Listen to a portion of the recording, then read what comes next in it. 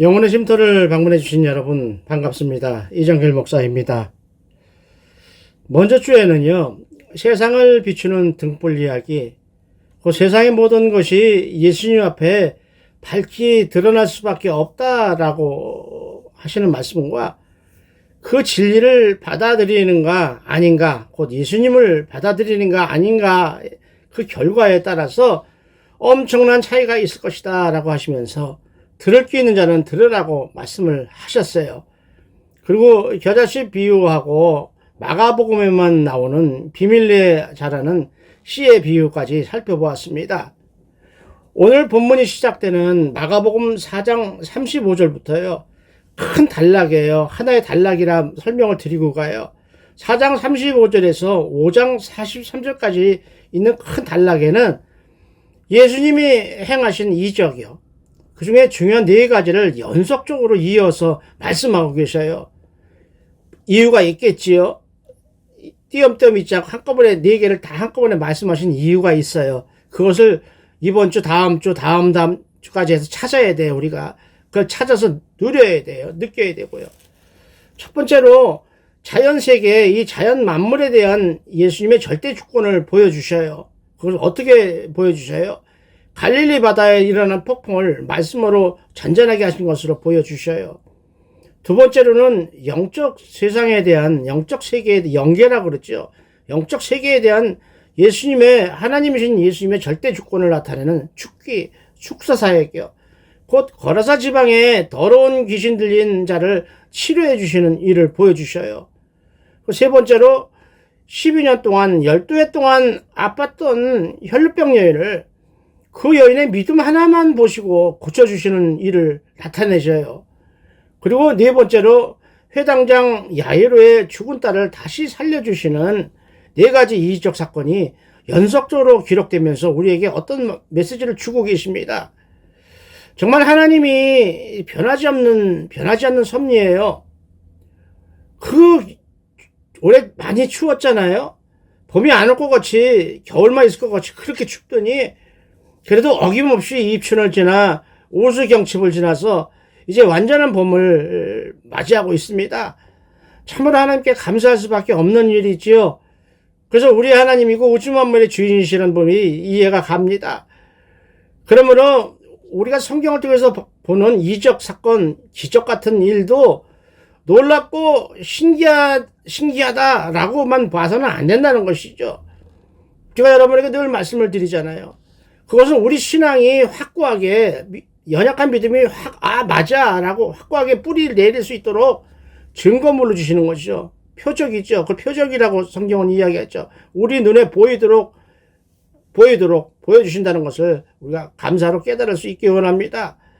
따라서 이적이요, 기적이라고 하는 이적 사건은 그 사건 자체가 목적이 아니지요. 뭐예요? 그러면 한마디로 얘기하자면 예수님은 누구신가? 그 이적을 행하시는 예수님은 과연 누구신가? 라고 하는 질문에 대해서 믿을 만한 답변이에요. 이런 분이다. 이렇게 행하시는 분이다. 라고 우리가 질문한 것에서 확실한 답변을 주시는 그 대답이자 증거물이다라는 것이죠. 그러므로 이적 사건이 주시는 의미를 우리는 잘 깨달아서요. 그 의미를 통해서 우리에게 교훈하시는, 우리에게 원하시는 예수님의 마음을 알아야 하고 또 감사로 누려야 할 것입니다. 그 중에 오늘은요, 예수님이 갈릴리 바다를 잔잔케 하신 이야기 있죠? 이야기 오늘 한 가지예요. 그래서 이스라엘에 있는 커다란 두 개의 호수, 갈릴리 바다하고 사해 바다를 잠깐 살펴보고 가요. 갈릴리 바다는요, 요단 강물이 모여서 만든 민물 호수예요. 바다 짠물이 아니에요. 사해는 짠물이지만 갈릴리는 짠물이 아니에요. 길이가요, 기록지가 20km 정도 되는 크죠. 폭은 또 12km나 돼요. 물도 깊어요. 보통 호수 같지가 않죠. 깊이가 60m 정도로 깊은 아주 큰 호수예요. 그래서 구약 성경을 보면 기네렛 바다라고 이야기를 해요. 신약 시대부터는 갈릴리 바다나 아니면 게네사렛 호수다라고 이야기를 하고 있습니다. 연로하신 분들을 위해서, 또 나이 드신 분들을 위해서, 병약한 분들을 위해서 이 갈릴리 지역, 특히 신약 시대 예수님이 활동하셨던 몇 군데 지역이 어디에 있는 거야? 어디서 어쪽으로 가는 거야? 라고 궁금해 하시는 분을 위해서 제가 우리나라 남한이요. 우리나라 그러면 여러분 생각나시잖아요. 서울, 부산, 광주 이렇게 들어오듯이 그것을 비유로 해서 제가 잠깐 설명을 할 테니까 잘 들어보셔요. 이스라엘을 단에서 부엘세바라고 이야기해요. 우리나라는 백두산에서 한라산까지라는 의미예요. 그래서 그 맨 위에 있는 단이라는 곳에 또 헐몬산이 있어요. 그것을 우리나라 경기도에 있는 의정부다 위치해 있는 의정부에 위치해 있는 곳이다라고 생각하고요.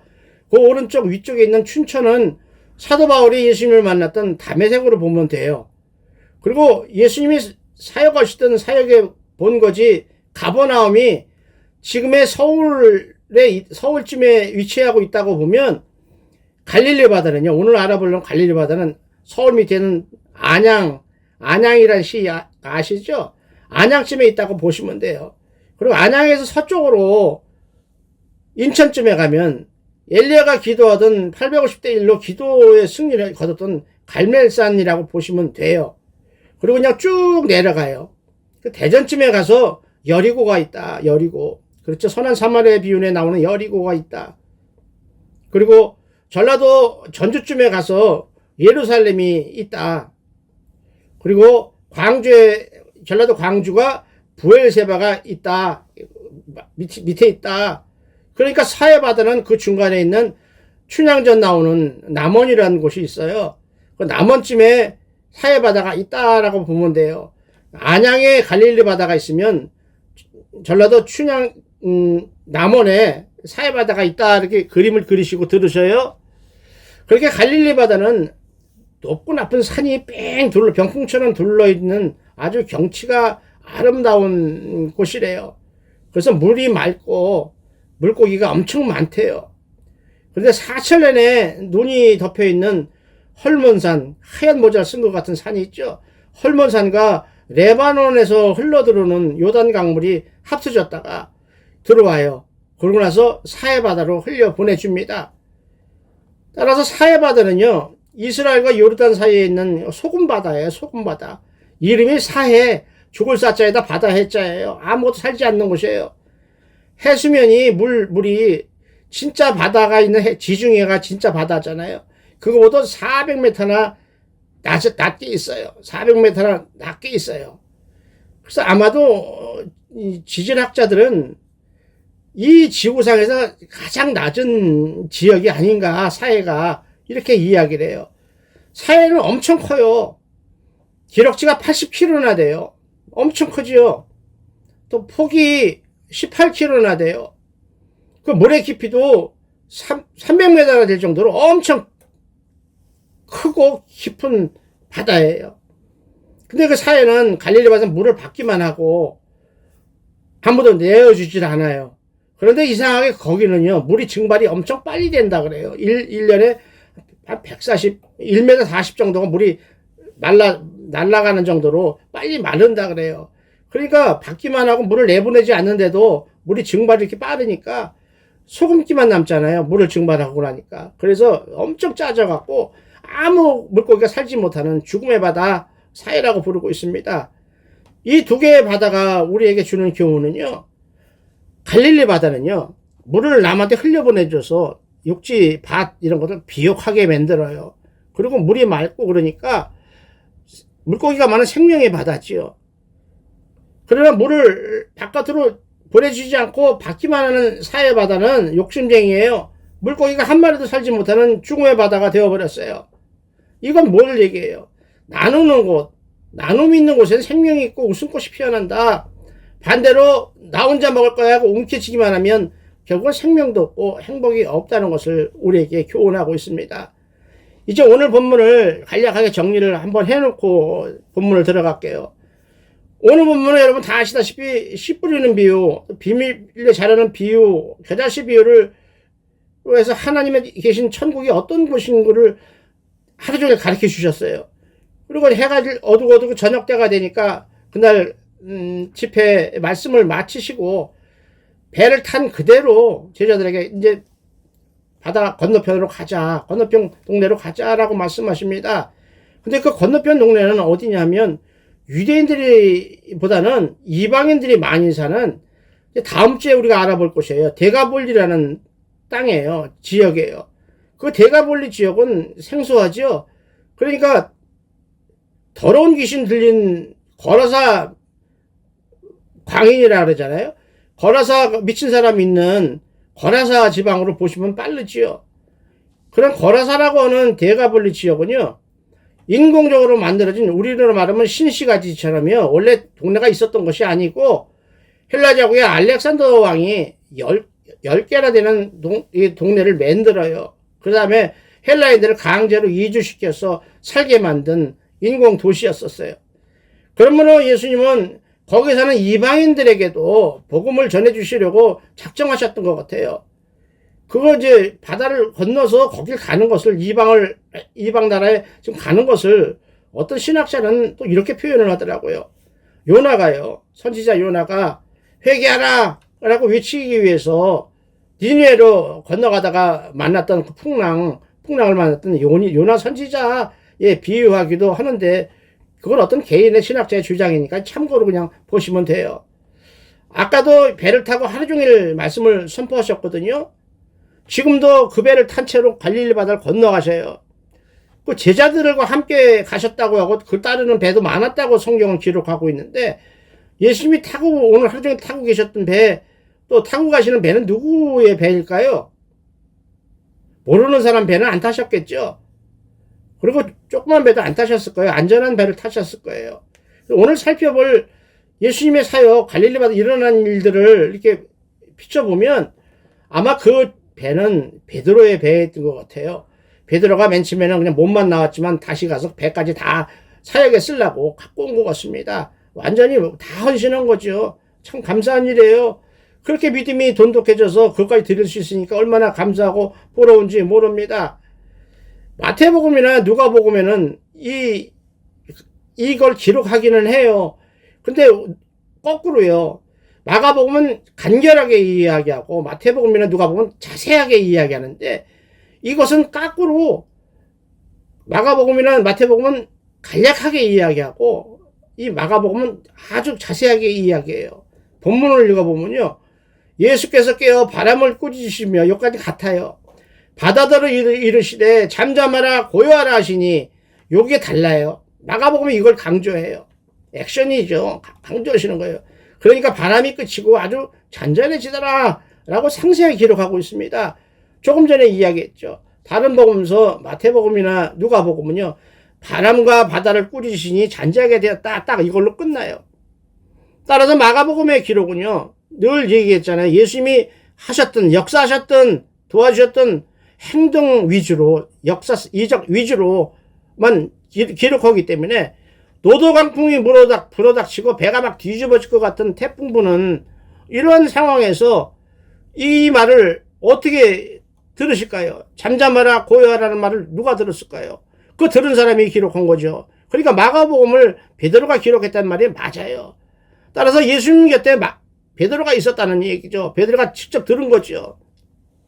그런 베드로가 모든 것을 버리고 예수님을 쫓다가 결국은 하나님 예수님을 메시아로 영원히 섬기라고 마음을 다져먹고 아까처럼 배국 뭐고 다 갖다가 자기 이제 복음 사역에 쓰는 거예요. 그런데 오늘날 이 사건을 보면서요, 베드로 이야기를 보면서요, 베드로는 이제 예수님을 믿었거든요. 확실하게 메시아라는 걸 알았어요. 그러니까 모든 것을 다 드리고 올인을 해요. 올인을 아시죠? 모든 거 다 넣는 거예요. 자기 인생 다 넣는 거예요. 그런데 이 얘기를 듣고 있는 여러분들이나 저, 또 많은 성도님들은 성경 말씀을 읽어요. 그리고 설교를 들어요. 그래서 아멘, 아멘 해요. 아멘이 뭐예요? 나도 그렇게 믿습니다. 그렇게 되기를 원합니다. 라는 의미라 그랬잖아요. 예수님이 하신 일이요. 그리고 예수님이 앞으로 우리에게 하실 그 능력을 우리는 믿는다고 고백은 해요. 믿는다고 아멘은 해요. 예수님이 그렇게 우리에게 행하실 거라고 믿어요. 근데요, 정작 자기들의 삶에, 우리 삶에 오늘 갈릴리 바다 폭풍처럼 그런 게 일이 막 닥치게 되면, 힘든 일이 닥치게 되면 믿음으로 감당하지 못하고 넘어진다는데 아쉬움이 있어요. 아마 그래서 마가복음에서 오늘 이걸 기록한 것이 아닌가. 다른 데는 그냥 간단하게 넘어가는데 굳이 마가나 베드로는 이렇게 기록한 것이 아닌가 생각을 해요. 따라서 이런 이야기요. 오늘 이야기를 어떤 신학자님은 그랬어요. 이건 그리스도인들의 허식이다. 껍데기다. 라고 이야기를 해요. 좀 심하게 얘기하면 외식이다. 외식하는 자다. 라고 이야기를 하죠. 뭐예요? 뭐 있는 것처럼 폼을 잡고 행동을 하는데 사실은 껍데기뿐이라는 것이죠. 듣기 싫으시도 이걸 들으시면서 한번 돌이켜 보셔야 돼요. 내 믿음은 어떠한가? 과연 힘든 일이 생겼을 때도 이겨낼 만한 강하고 담대한 믿음을 지금 소유하고 있는가? 아니다 싶으면 기도해야 돼요. 말씀 붙들고 기도해야 돼요. 강하고 담대한 믿음 달라고 기도해야 됩니다. 우리가 믿기 어려워도요. 예수님에게 그런 큰 은혜, 도움을 받기 위해서는 온전히 예수님을 의지해야 되기 때문이 있죠. 오죽하면 평생을 예수님만 의지하고 나병 환자를 돌보셨던 손양한 목사라는 분이 계시잖아요. 그분이 가사를 썼어요. 여러분 뭐 예배 때나 집회 때 많이 들으셨을 거예요. 12절까지는 주님 고대가라는 찬양이 있어요. 그 찬양이 고백을 해요. 제가 찬양을 잘했으면요 불러드리려고 했어요. 근데 이번에도 역시 이 음치가 됐는지 안 나오고 이따 가사를 그냥 읽어드리려고 해요. 한번 보셔요. 몸이 아파서 누워 계신 여러분, 병이 아주 점점 깊어져서 한숨만 쉬고 있는 여러분, 너무나 힘든 일에 넘어져서 울고 계시는 여러분, 아무에게도 위로받지 못하고 혼자 울고 계시는 공허한 여러분, 그래 성경을 읽어도 믿겨지지 않아서 의심하고 고민하는 여러분, 또 울면서 기도하고 금식하면서 기도해도 응답이 너무 더딘 것 같아서 나는 하나님이 외면하시는 것 같아 라고 힘들어하시는 여러분, 그러나 예수님은요 우리의 연약한 모습을 다 보고 계세요. 다 알고 계세요. 우리와 그분의 간격이 너무 넓을 뿐이에요. 우리의 믿음과 하나님 주신 약속과 간격이 너무 넓을 뿐이에요. 우리를 도와주시는, 또 우리를 축복하시기를 원하시는 예수님 만나기를 기도하면서 사모하면서요, 하나님이 주신 약속과 우리들의 연약한 믿음 사이에 간격이 얼마나 넓은가, 그래서 어떻게 믿고야 하는가, 오늘 이 주님 고대가라는 찬송을 통해서 깨닫기를 원합니다. 제가 몇 절만 읽어드릴 텐데 아시는 분은 나중에 한번 불러보시기 바랍니다. 주님 고대가 손양원 목사님이 치신 겁니다. 1절입니다. 낮에나 밤에나 눈물 머금고 내 주님 오시기만 고대합니다. 가실 때 다시 오마 하신 예수님, 오 주여 언제나 오시렵니까? 라고 하고 있습니다. 그리고 5절 6절입니다. 먼 하늘 이상한 구름만 보아도 행여나 내 주님 오시는가 해서 머리 들고 멀리 바라보는 마음, 오 주여 언제나 오시렵니까? 라고 이야기하고 있습니다. 그리고 마지막 11절로 12절입니다. 천년을 하루같이 기다린 주님, 내 영혼 당하는 것 볼 수 없어서 이 시간도 기다리고 계신 내 주님, 오 주여 이 시간에 오시옵소서, 이렇게 찬양하고 있습니다. 고백하고 있습니다. 송환영 목사의 자기가 가지고 있는 믿음을 이렇게 고백하고 있습니다. 그야말로 마라나타 주 예수여 오시옵소서 라고 부르짖는 요한계시록처럼 예수님을 만나면 모든 것이 해결된다는 것을 믿음으로 붙들고 기도하고 엎드리시기 바랍니다. 이제 본문을 읽으면서요, 본문이 주시는 의미를 하나 한 절 한 절 자세하게 살펴보도록 하겠습니다. 35절을 보면요, 그날 저물 때에 제자들에게 우리가 저편으로 건너가자라고 말씀하십니다. 그날이 언제입니까? 그날 저물 때, 씨 뿌리는 비유와 비밀내에 자라는 씨의 비유와 겨자씨의 비유를 가르쳐 주신 그날이에요. 하루 종일 가르쳐 주셨어요. 그리고 제자들과 함께 바다 건너편 동네에 복음을 전하러 가자 이렇게 말씀하십니다. 거기 가서 하나님 나라 천국에 들어가는 귀한 말씀을 주러 가시는 것이죠. 그리고 본문 36절은요. 그들이 무리를 떠나 예수를 배에 계신 그대로 모시고 가매 다른 배들도 함께 갔다라고 기록하고 있습니다. 비유를 가르치실 때에 아프고 귀신 들린 사람들과 병 낫기를 바라는 사람들이 구름같이 몰려들어서 뭐 눈치코치 없이 그저 예수님 만져서라도 병 낫기를 원하니까, 너무 갈급하니까 막 몰려들잖아요. 같은 땅을 밟고 육지에 있지를 못해요. 어떤 공간에 있지를 못하니까 사람들은 육지에 있고 베드로가 배를 띄워서 배 위에 서서 강대상을 띄워오는 거랑 똑같지요. 거기서 예수님이 하루 종일 말씀하신 거예요. 그리고 그 배 타신 그대로 가자. 그리고 그냥 가신 거예요. 그냥 가신 거예요. 그 배, 아까도 얘기했지만 베드로의 배가 맞아요. 왜냐하면 베드로는 평생을 고기만 잡던 어부 출신이거든요. 그리고 자전거가요. 흥거라도 자기 자전거는 손을 놓고 탈 수 있어도 새 자전거 주면 못 타요. 그랑 마찬가지죠. 그러니까 베드로를 갖고 있던 배는 가장 안전하게 예수님을 모실 수 있기 때문에 수석사도인 베드로가 자기 배를 동원해서 예수님을 모셨을 것으로 생각이 듭니다. 그런데 이렇게 베드로가 배로 모시고 전혀 생소한 유대민족이 아니라 이방민족에 있는 대가볼리로 가는 그 여정을 어떤 신학자님은 새로운 사역에, 새로운 영역에 들어가는 것으로 말씀을 하시거든요. 배를 타고 대낮 따지고 깜깜한 밤중에 사람들이 두려워할 때 미지의 세계라고 앞날을 알 수 없는 그 시간과 공간 속에서 육신을 가진 인간이 전혀 깨달을 수 없는, 전혀 상상조차 할 수 없는 메시아만이 하실 수 있는 하늘 권세를 보여주려고 한 것이 아닐까, 이렇게 말씀하고 있어요. 저도 그 말에 공감합니다. 동의합니다. 결국 그날 밤에요, 제자들과 따르는 많은 사람들은요, 상상을 초월하는 이적을 경험할 수밖에 없게 돼요. 선택의 여지가 없이 경험을 하게 돼요. 그러면 죽음에 들어갔다가 다시 생명으로 구원받는 무서운 경험을 하게 돼요. 자연세계, 자연이죠. 바다를 다스리시는 예수님의 권세를 보고 놀랍니다. 여기서 나오는 권세란 말은 하나님께서 만드신 모든 피조세계, 피조물 세계를 다스리는 권한을 의미하는 말이죠. 그래서 본문 37절을 보면요, 큰 광풍이 일어나며 물결이 배에 부딪혀서 들어와 배에 가득하게 되었다 라고 했습니다. 아까도 설명을 했지만요, 갈릴리 바다는 지중해보다 규모는 작은 호수였지만 수심이 자그마치 60m나 돼요. 엄청나게 깊지요. 그 깊은 바다로 돼 있고 사방에는 산으로 이렇게 둘러싸여 있으니까 지나가는 바람이요, 높은 산을 넘어서 바로 쭉 떨어지면서 해수면으로, 갈릴리 바다로, 지중해 바다보다 얕은 곳에 있으니까 쭉 타고 가던 게 겨우 산을 넘어온 바람이 쫙 떨어지면서 속도가 빨라지면서 돌풍이 된다 그래요. 돌풍. 꼭 우리나라 장마철에요, 장마철에 태풍이 생겨, 빙빙 도는 태풍이 생겨서 큰 바람과 파도와 비를 몰고 오는 거나 같다고 생각하시면 돼요. 그래서 그 돌풍으로 말미암아 멀쩡하던 갈릴리 바다가 갑자기 파도가 치고 물결이 치고 폐가 뒤집어질 것처럼 날씨가 험악해진다는 그 얘기를 하는 거예요.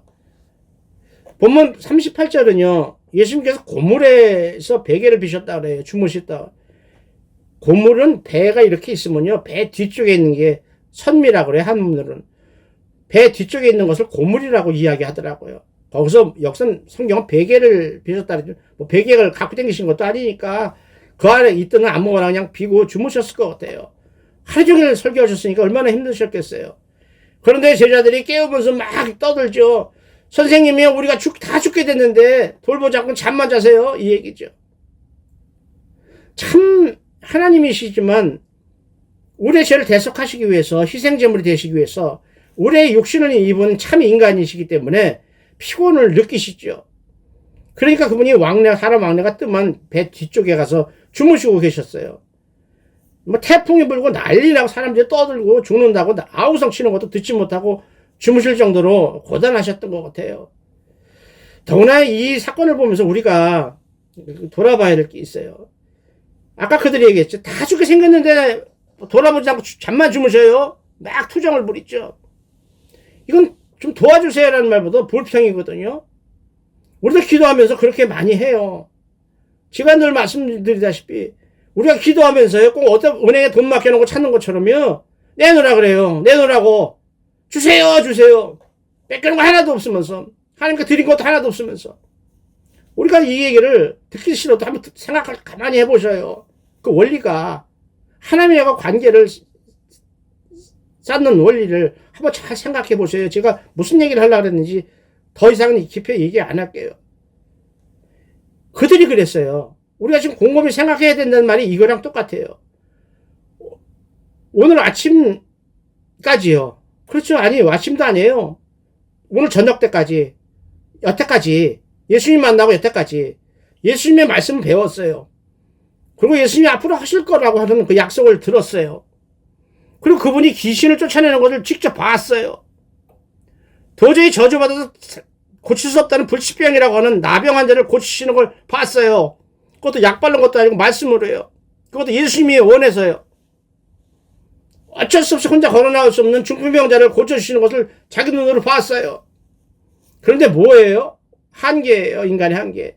그런데 아무리 그런 유능한 능력 있는 분이라도 태풍이 부는 것은 못할 것이다.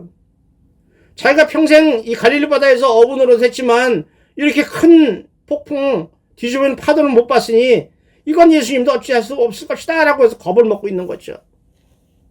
여기까지 예수님이 행하신 기적은 봐서 들어서 알았지만 자연까지는 못하실 것이다 라고 생각하고 있는 거예요 지금. 그래서 본문 39절을 보면 예수께서 깨어 바람을 꾸짖으시며 바다더러 이르시되 잠잠하라 고요하라 하시니 바람이 그치고 아주 잔잔해지더라 라고 기록하고 있습니다. 잠에서 일어나신 예수님은 제자들에게 아무 말도 안 하셔요. 그리고 바로 바다에게 명령을 하시죠. 마가복음에만 기록된 이 잠잠하라 고요하라는 이 말은 헬라어 원래 갖고 있는 헬라어 피모라는 헬라어의 뜻은요. 마가복음 1장 처음 예수님 공생에 막 시작하실 때 외당에 들어갔을 때 귀신이 사람 속에 있어서 귀신이 막 난리를 칠 때 쓰셨던 말이에요. 명령하셨던 말이에요. 잠잠하라 고요하라. 이 말씀을 지금 바다에게 명하시는 거예요. 바람에게 명하시는 거예요. 조금 전에 얘기했듯이 평생 고기 잡던 베드로까지 겁을 먹을 정도로 험한 상황이에요. 다 죽을 수밖에 없는 상황이에요. 육지가 아니잖아요. 바다잖아요. 그래서 인간은 바다를 어떻게 생각하고 있었나? 왜 이렇게 바다를 무서워하나? 우리가 본능적으로요. 본질적으로 인간은 바다를 무서워해요. 성경을 찾아봤어요. 이미 그들도 바다에 대해서 성경이 말씀하시는 것을 다 알고 있어요. 왜 알고 있는지 얘기할게요. 구약 성경에 의하면요. 바다를 다스리시는 분은 하나님이라고 분명히 기록하고 있어요. 그렇게 바다가 아무리 무서워도 우리에겐 무서워도요. 하나님이 보시기에는 피조물에 지나지 않는 거죠. 피조물이요. 우리가 흙덩어리듯이 그거 아무것도 아니라는 거예요. 이거를 믿음으로 받는 그 간격이 우리가 너무 멀다는 것이죠. 하나님 약속과 아까 이야기했죠. 주님 고대가처럼 우리의 믿음과 하나님 약속 간의 간격이 너무 멀어요. 우리가 연약해서 그래요. 창세기 1장 9절 10절을 보면요. 천하의 물이 한 곳으로 모이고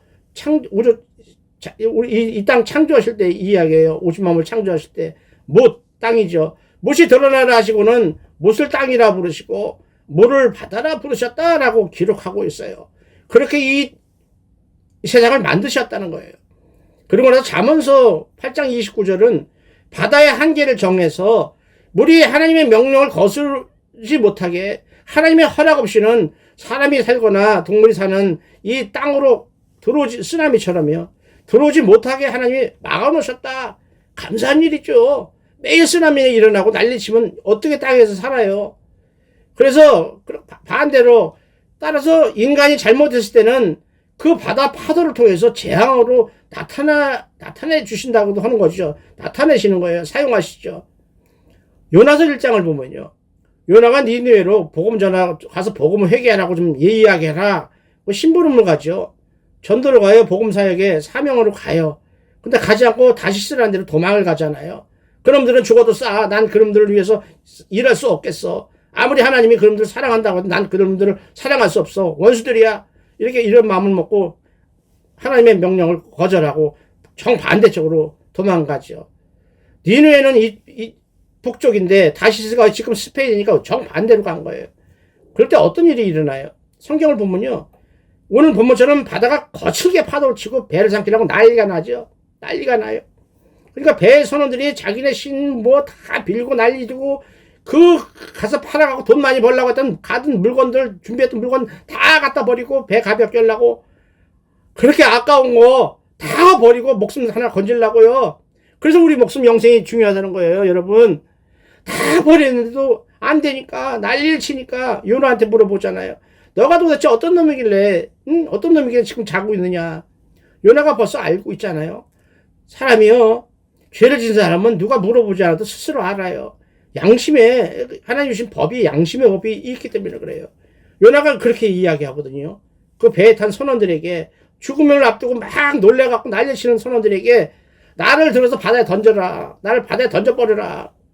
그러면 바다가 너희로 잔잔해질 것이다. 너희가 이 폭풍을 만나게 된 것은 나 때문이다. 그것을 내가 안다. 얼마나 무서운 고백입니까? 그렇게 시편 89편 9절은요.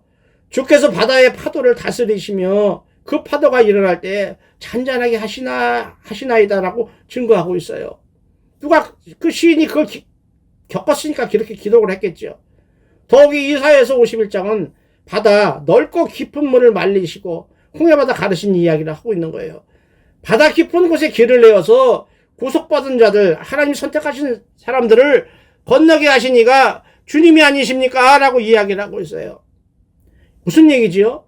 인간의 모습을 하고 하나님에게 모든 것을 다스리는 권세를 받은 사람, 받은 이가 다니엘서 7장에 나오는 인자 같으신 분이라는 예수 그리스도를 말씀하신다는 것을 우리가 믿을 수 있기를 원합니다.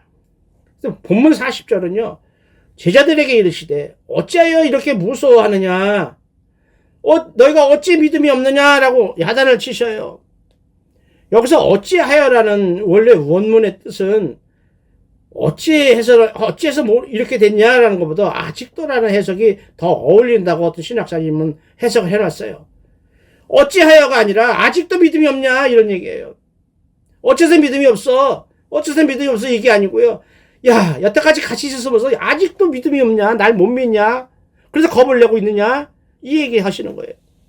이제껏 그 많은 이적을 보았음에도 두려워서 떨고 있느냐라고 하신 책망이지만 어리석고 연약한 우리들이요. 육신을 가진 인간들을 안타까운 마음으로 보시는 예수님의 사랑의 마음이에요. 본문 41절은요. 그들이 심히 두려워하여 서로 말하되 그가 누구에게 바람과 바다도 순종하는가라고 했습니다. 드디어 오늘 본문이 우리에게 주고졌던 메시지가 나오는 거예요. 결론이요. 제자들과 많은 무리들은 예수님이 하신 이적을 보고 두려워했다고 오늘 본문은 기록하고 있어요. 놀래는 것이 아니라 두려워했다고 기록했어요. 두려운 게 뭐죠? 경외라는 우리가 쓰잖아요. 하나님을 경외하는 마음으로 예배를 드려야 한다는 이 말씀이 이거예요. 사람을 만나서 두려워하는 것이 아니라 하나님을 만나서 두려워하는 그 마음을 가지고 예배해야 된다는 그 두려움이 오늘 지금 쓰고 계셔요. 귀신 들린 자를 쫓아내는 걸 볼 때는 좀 놀라긴 했지만 두려워하진 않았어요. 할렐루야 했어요. 중풍병자 고치실 때도 놀라기는 했지만 두려워하지 않았어요. 무서워하지 않았어요. 그저 랍비 선생님, 세례 요한보다 조금 나은 분, 이 정도로 생각하고 있었다는 것이죠. 그들의 말은 그렇게 하더라도 마음속에는 예수님을 보기에 그 정도로 생각하고 있었다. 근데 이제 하나님을 본 거예요. 이제 하나님이신 줄 안 거예요. 인간이 생각할 수 있는 한계 너머의 것을 지금 본 거예요. 심하게 말하면 봐서는 안 될 무서운 걸 봤어요. 사도 바울이 이야기하잖아요. 가히라고 해요. 가히. 인간으로 말할 수 없는, 그렇죠? 어떻게 인간이 그걸 이야기하기엔 너무 두려운 이 말을 쓸 때 가히라고 쓰잖아요. 그야말로 가히 인간으로도 말할 수 없는, 그래서 두려워서 말 한마디도 못하고 여태까지 갖고 있었던 그 얘기를 사도 바울이 이야기하잖아요. 하늘 3층전 하나님 계신 것을 보고 온 것과 똑같은 것을 지금 제자들이, 어부들이 보고 있는 거예요. 상상을 초월하는 이해할 수 없는 그 하늘나라 것을 보고 있는 거예요. 그 권세가 집행되는 과정을 지금 보고 있는 거예요. 보세요. 도대체 어떻게 해서 바다와 바람에게 이렇게 해라 저렇게 해라 말로 다스리시는가? 어떻게 바람과 바다가 사람의 말을 알아듣고 순종하는가? 놀라는 정도가 아니죠. 무서운 정도가 아니에요. 그래서 아까도 이야기했죠. 여기서 사용했던 두려움이라는 원문의 헬라어 원문의 의미 포베오라고 했는데, 이 의미는 세상 것을 보고 놀라는 것이 아니라 신적인 권능, 그러니까 성령의 역사죠. 성령의 역사, 하나님의 역사를 눈으로 봤을 때 놀래서 두려워 떠는 것을 의미하는 단어를 여기서 이 본문에서 쓰셨어요. 그들은 성경을 마음에 새기듯 참 많이 읽는 민족이에요. 유대 민족이요. 전에도 제가 성경 어떻게 읽을 것인가 설교할 때 조금 말씀드렸지만요. 유대인들은요, 성경 읽는 게 우리처럼 은혜를 입으려고 읽는 것이 아니라 믿음이 있든 없든 의무적으로 읽어야만 하던 시대였거든요. 읽어야만 하는 시대예요. 얼마나 많이 읽어야 하냐면요. 시편을 한 달에 한 번씩 읽어야 돼. 150편을 다. 그러니까 1년에 12번 읽게 되죠. 모세오경 같은 거는 1년에 한 번 일독을 해야 돼요. 요즘 어떤 분들 뭐 성경을 몇 독 했느니 그거 함부로 자랑하지 마세요. 유대인 앞에서 자랑하면 완전히 그건 망신당합니다. 그러니까 유대인들 성인의 나이가 몇이에요? 성경을 읽어야 하는 나이가 13살이에요. 13살부터 남자아이는 성인으로 취급을 했으니까 베드로가 33살이라 예수님하고 나이가 비슷했으니까 33살. 그래서 20년 신앙생활을 했다고 하게 되면 시편을 얼마나 읽었어요? 240독을 했어요. 240번을 읽은 거예요. 한 달에 한 번, 1년에 12번이니까 10년이면 120편, 120번, 20년이면 240번을 읽었으니 시편은 달달달 외울 정도죠. 외우려고 안 해도 외울 정도죠. 그러니까 시편 말씀을 다 알아요. 아까처럼 시편 89편 9절이 주께서 바다의 파도를 다스리시며 그 파도가 일어날 때에 잔잔하게 하시나이다. 이걸 알고 있어요. 알고 내 떨고 있어요. 시편 107편 29절에서 30절은 광풍을 고요하게 하사 물결도 잔잔하게 하시는도다. 그들이 평안함으로 말미암아 기뻐하는 중에 여호와께서 그들이 바라는 항구로 인도하시는도다라고 말씀하고 있습니다. 당시의 제자들이나 지금의 우리도 알아야 합니다. 예수님은 누구신가? 과연 예수님은 이 문제, 우리가 닥친 이 문제를 해결할 수 있는 분인가? 영적인 세계에서 말하는 보이지 않는 것이 보이는 것을 이끌고 간다는 그 진리를 우리는 어떻게 이해해야 되는가? 어떻게 믿어야 하는가? 요한계시록에서요, 1장 8절에서 나는 알파와 오메가라. 이제도 있었고 전에도 있었고 장차 올 자여 전능한 자라고 하시는 하나님이 누구십니까? 성경 있는 그대로 설명을 하면 그야말로 어디든지 계신다는 무소부재하신 분, 무엇이든지 다 할 수 있는 능력이 가셨다는 전지전능하신 분, 시간과 공간을 초월하시는 영원부터 영원까지 존재하시는 하나님에 대해서 우리는 얼마나 알고 있으며 여러분은 얼마나 알고 있으며 얼마나 믿음으로 신뢰하고 있는가 돌이켜봐야 합니다. 진정으로 우리 믿음이 어디까지 와 있는지 돌이켜봐야 합니다. 그들은 모든 것을 가지시는 참 하나님이신 예수님과 함께 생활했어요. 지금도 한 배를 타고 있어요. 그런데도 예수님을 몰랐다는 사실에 대해서 어떻게 설명할 것인가? 예수님은요, 우리가 기도할 때요, 찬송할 때요, 예배 드릴 때요, 말씀을 우리 심령에 내주하셔서 성령님과 함께 우리와 함께 하시는 하나님이신 것을 믿으시기 바랍니다. 그러면 우리는 바다와 바람에게 잠잠하라, 고요하라 라고 명령하신 그분이 우리가 사모하고 우리가 부르는 하나님이자 우리의 유일한 구원자 되시는 예수님이라는 사실을 믿고 의지해야 할 것입니다. 그럴 때 우리 앞에 닥친 어떠한 문제라도 어떤 질고나 어떤 어려움이더라도 다 감당해낼 믿음을 주실 줄로 믿습니다. 우리가 하나님을 의지할 때요, 하나님은 당신의 백성을 기억하시고 분명히 도와주실 것입니다. 그러므로 영원의 쉼터를 사랑하시는 여러분에게도요, 이러한 하나님의 은혜가 차고 넘쳐나시기를 우리 주 예수 그리스도 이름으로 축원을 드립니다. 아멘, 아멘입니다. 감사합니다. 다음 주에 뵙겠습니다.